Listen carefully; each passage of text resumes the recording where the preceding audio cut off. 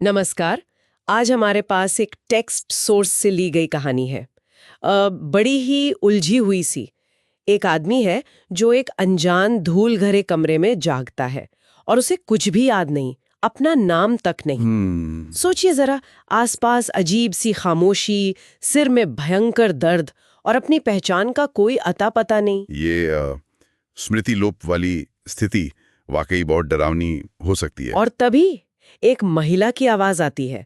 वो उसे माइकल कहकर बुलाती है। हाँ, और यहीं से कहानी असल में पकड़ बनाती है। वो महिला तो उसे माइकल कहती है, पर वो आदमी वो साफ कहता है कि नहीं, मैं माइकल नहीं हूँ। बिल्कुल, ये इनकार और पहचान का जो टकराव है ना, यही कहानी का एकदम केंद्र बिंदु है। सही। तो चलिए आज इसी कहानी के रहस्य और मनोवैज्ञानिक परतों को थोड़ा खंगालते हैं। हाँ, देखते हैं कि ये स्मृति और पहचान की गुत्थी हमें कहाँ ले जाती है और इससे क्या गहरे सबक मिलते हैं शायद। हाँ। तो कहानी शुरू होती है उस कमरे में जागने से। नायक जाहिर है घबराया हुआ है। बाहर से महिला की आवाज आई, माइकल तुम जाग गए? फिर वो अंदर आती है और उसका रवैया एकदम शांत, जैसे ये रोज की बात हो। और देखिए, ये शांत रवैया ही तो सबसे ज्यादा चौंकाने वाला है।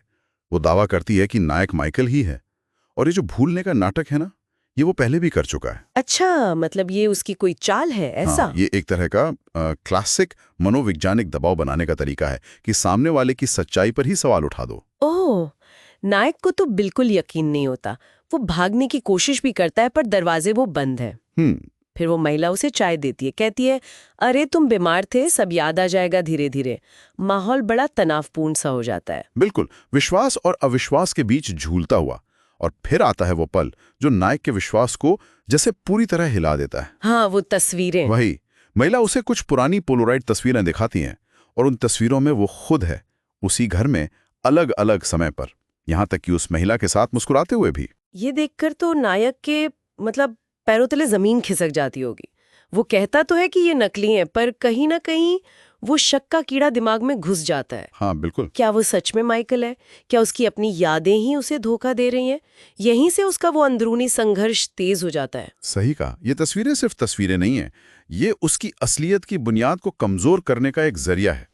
और यही कहानी एक बहुत बड़ा सवाल उठाती है कि हमारी पहचान आखिर कितनी नाजुक होती है। क्या वो सिर्फ यादों का एक ताना बाना है जिसे कोई और बुन सकता है या बदल सकता है? और इसी उथल पुथल के बीच एकदम चरम पर अचानक दरवाजे पर जोर जोर से कोई दस्तक देता है। पुलिस? हाँ, बाहर से पुलिस की आवाज आती है। हमें पता है वो अंदर है। सब पलट जाता है। हाँ। वो महिला, उसका आत्मविश्वास एकदम टूट जाता है, घबरा जाती है वो। लेकिन नायक शायद उसे एक मौका देखता है, या जानने की उम्मीद में वो खुद दरवाजा खोल देता है।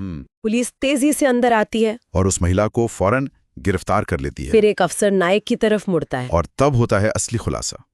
वो कहता है, तुम्हारा नाम डैनियल कार्टर है, तुम 6 महीने से लापता थे। डैनियल, उससे अपनी असली पहचान पता चलती है।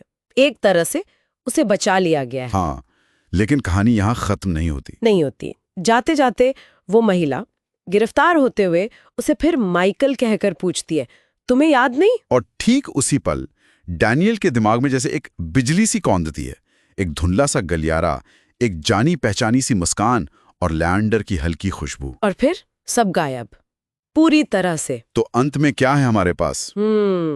सवाल ही सवाल। डैनियल कार्टर को उसकी पहचान वापस मिल गई, उसे बचा लिया गया। लेकिन वो महिला कौन थी? वो उसे माइकल क्यों कह रही थी? और उन तस्वीरों का क्या वो सच थी? सबसे बड़ा सवाल तो ये है कि आखिरी पल में डैनियल के दिमाग में जो छवि कौंधी, उसका क्या मतलब है? या महिला की बातों में कोई सच्चाई थी, या ये सिर्फ ट्रॉमा का असर था, मनोवैज्ञानिक खेल?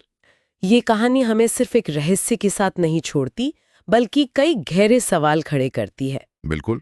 शायद सबसे बड़ा सबक यही है कि स्मृति और पहचान का जो रिश्ता है वो बेहद जटिल है, नाजुक है। सच अक्सर कई परतों में लिपटा होता है, और हमारी अपनी यादें वो भी अविश्वसनीय हो सकती हैं। डैनियल की उन खोई हुई यादों का क्या होगा?